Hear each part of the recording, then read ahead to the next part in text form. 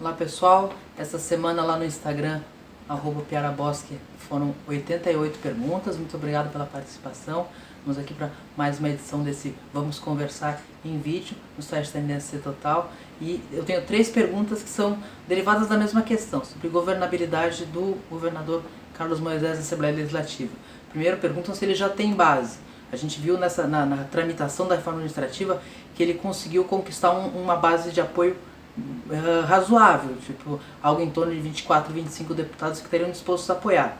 A dúvida que fica é se essa base é uma base pontual para esse projeto, o próprio governo diz isso, que não é uma base permanente, que as questões são negociadas caso a caso, ou se a gente vai ter realmente isso como uma base parlamentar, que seria uma maioria boa, não muito ampla, mas uma maioria tranquila para governar.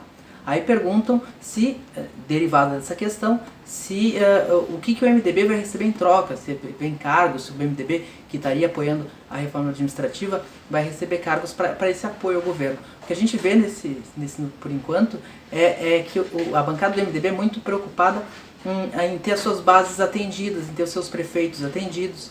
Então, nesse primeiro momento, pelo menos, cargos de expressão, cargos de primeiro escalão, não acredito, não é o cenário que se desenha, mas os deputados do MDB vão ter um pouquinho mais de atenção. A gente tem que lembrar que o MDB há 16 anos participava do governo do Estado, tinha cargos, tinha as suas bases atendidas com prioridade 1, e no momento em que tem um desgaste nacional da sigla, um desgaste estadual da sigla, e ainda não ter esse suporte, assusta um pouco as lideranças do MDB, então talvez tenha sido um pouco mais barato essa composição. E tem ainda uma terceira pergunta que é derivada dessa questão da governabilidade de Moisés, que é quem realmente faz oposição a ele na Assembleia Legislativa.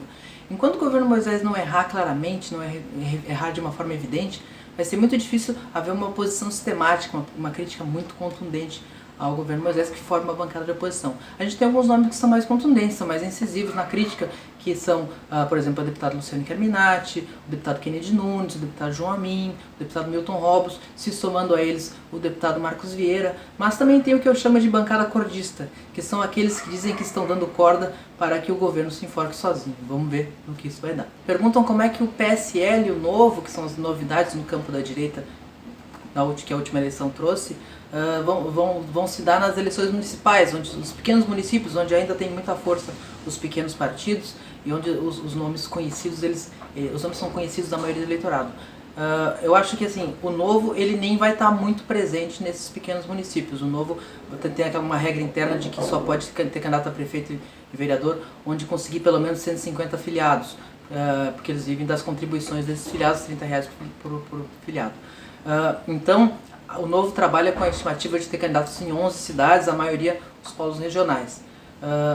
Em relação ao PSL, o PSL avança para ocupar uma posição de mais peso, com o governo do Estado na mão. Eles imaginam disputar bem as 50 maiores prefeituras de Santa Catarina.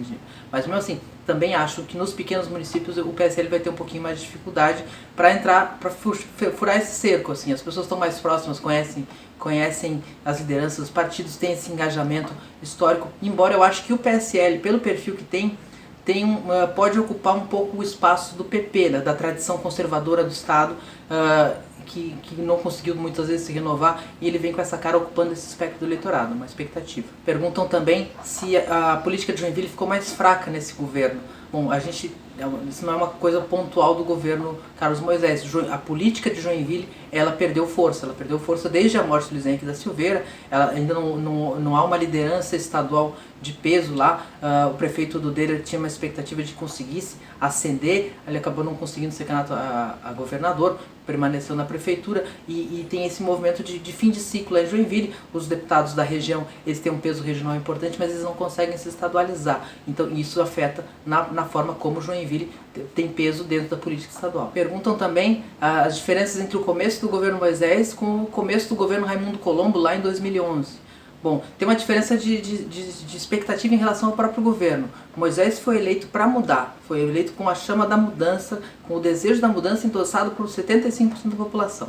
Lá em 2011, Raimundo Colombo venceu em primeiro turno, é um grande endosso, mas ele fazia parte de uma aliança que já governava o Estado nos 8 anos anteriores, e tinha questões estruturais que o Colombo até discordava, mas não se sentia legítimo para alterar, porque ele era grato à aliança que o havia eleito, que incluiu o PMDB do Luiz Henrique da Silveira. Então é uma mudança assim, o Colombo não fez uma reforma administrativa, por exemplo. Outra questão é um pouco também de sorte, né? Por exemplo, Raimundo Colombo nos seus primeiros dias, nos seus primeiros 6 meses de governo, ele pegou uma fuga em massa no penitenciário da capital, grandes enchentes, e pegou também uma greve dos professores que virou uma greve histórica pela implantação do piso nacional. Por enquanto, o governo Carlos Moisés navega com tranquilidade, não há crise, não houve nada de muito impacto que ele tivesse que resolver, ele pode se ocupar das questões de governo.